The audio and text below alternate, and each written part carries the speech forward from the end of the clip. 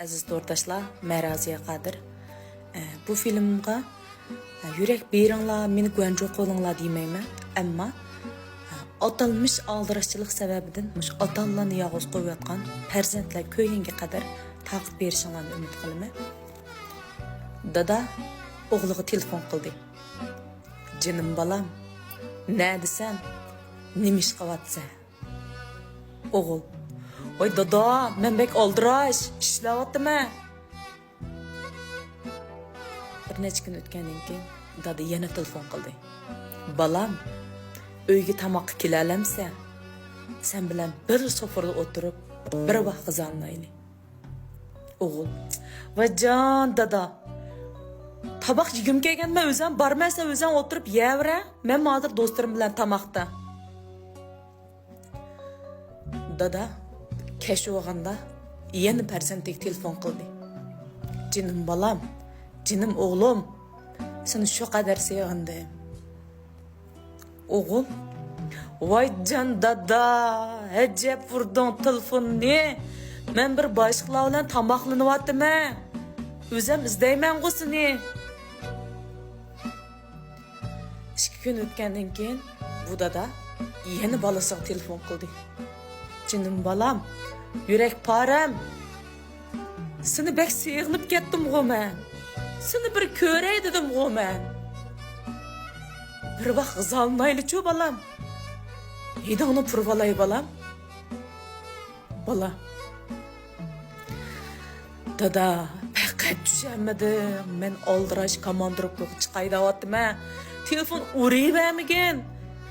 Men ko'ygim kelganda men seni o'zim borman" deb telefonni qo'yibdi. Yana 2 kun o'tgandan keyin dada bolasiga yana telefon qildi. "Jinim balam, komandirovkadamisan? Tamoqning vaqtida ya, o'zingni asra, charchimag'in, o'zingni charchitolmag'in jinim balam. İşte berib ketdi" dedi. O'g'il: "Ay bo'ldi, men ortiq cho'ngil bo'lmasam ama bo'ldi. Telefon qilma dedim-ku. Seni o'zim istayman" deb yana telefonning kurubkasini qo'yibdi. Haftadan keyin bu o'g'il dadasiga telefon qildi. "Voy dada", ammo telefonni og'ini dadasi emas, qo'shnisi edi. "Qo'shnisi, siz kim bo'lasiz?" "Men mandaq." "Ma kim?" Qo'shnisi dedi. "Ha, sizmidingiz balam? Aldirash balam, sizmidingiz balam?" "Dadangiz tunugün kechda qazo qildi. Sizga mush necha kunning yog'i telefon urish jarayonida o'ziniki mushu yurak sanjiqi, yurak kesilniki eng oxirgi shunday bir bosqich ekanligini sizga deyamidi, ammo sizga bir gapni yetkazib qo'yishimizni havola qildi" debdi. Degandan keyin bola sukut turganda debdi bu ayolchi: "Mening balam bek oldirash. Mening balamning mening jinozamni ko'tirdigan vaqti yo'q. Meni yerligimga sizlar qo'yinglar" dedi. Debdi. Bu gapni anglagan bola shunchalik o'ngrab unsib yig'lab ketdi. Ammo dada gapni o'rniga kelmaydi. "Voy jinim dada, men nima qilib qo'ydim? Meni kechir dada" deb ovozi shu havoda laylab qoldi. Atalmış aldırışçılık sebebi bizden durgun yıkılırımızın ayırmadıdı. Sergardançılık, musafirçılık sebebinden bizden atalarımızın yıkılırımızın ayırmadıdı. Şularning yürükinden çıkırıp durup bizge evetken bir uçuruğa, bir telefonuğa vaxtını cevap qaytırdıgan vaxtımız çıkmayadıdı. Şahsen meningmi shu.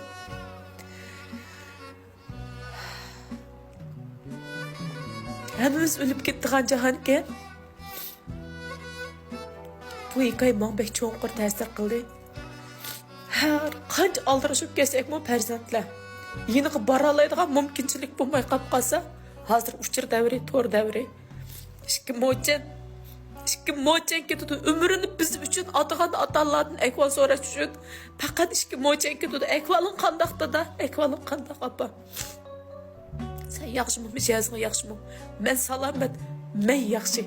Mana bula bizden ulağı dünya beğendi mi artık? Dünya beğendi mi artık bir soğat hediye hesaplanıdı. Muş filmini körüp atkan perzetler bolsa bir kıtım. Muş peyitden özü de bir kıtım ata-analarga bir telefon ep koyuңlar. Telefon ilip ata-analarning ko'nglini xotirjam qilib qo'yinglar. Ata-analarga uzun ömür tilanglar. Ata-analarning salomatligi uchun qo'llaringlarni egiz ko'tarib tilaklaringlarni yetkazinglar. Şahsanga atalar bizden mal dünya kütmeydi.